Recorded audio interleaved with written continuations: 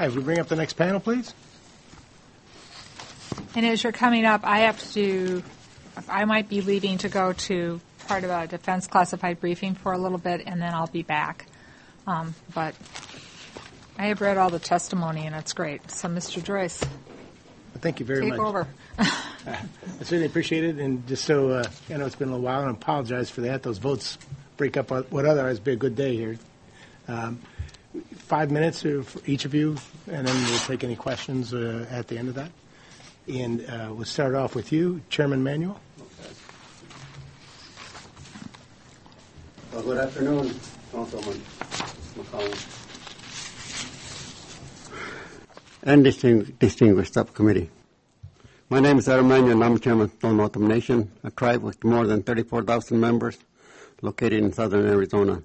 Tohono Nation is one of the largest in the country, and we share a 62 miles of border with Mexico, the longest international border of any Indian tribe in the United States. And thank you for the opportunity to testify here today. First, our water settlement. For the past several years, I have testified about the serious water crisis we face because the nation's Southern Arizona Water Settlement Act is not being funded.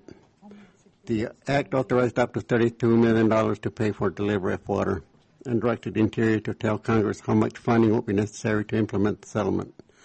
Unfortunately, Interior has never fully funded the delivery of water. As a result, the Bureau of Reclamation projects that our settlement may run out of funding for water delivery in the very near future, forcing foreclosure of tribal farms, employee layoffs, crop loan defaults, and breach of related agreements. Although we continue to work with Reclamation to try to address the funding shortfall, a long-term stable funding source for Indian water settlements is crucial, not only to provide funding for tribes seeking water settlements, but also to provide funding to tribes like the nation that are facing implementation challenges of existing water settlements. A long-term funding source will provide tribes with fiscal certainty and ensure timely implementation of water settlement. Next is the law enforcement. The nation faces significant and unique law enforcement challenges because of our shared Mexican border and the size of our nation.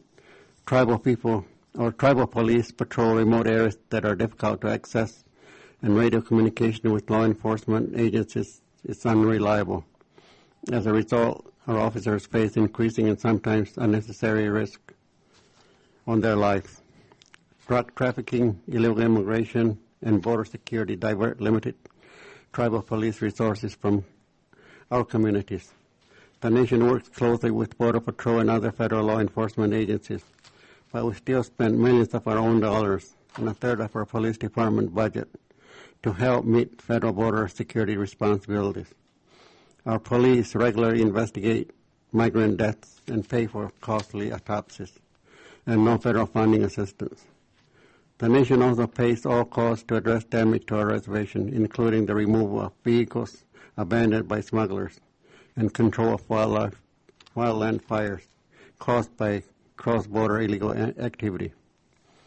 We urge Congress to provide more funding for tribal law enforcement, to improve law enforcement communication, hire and train officers, purchase vehicles, meet border security obligations, and increase the size of our correctional facility.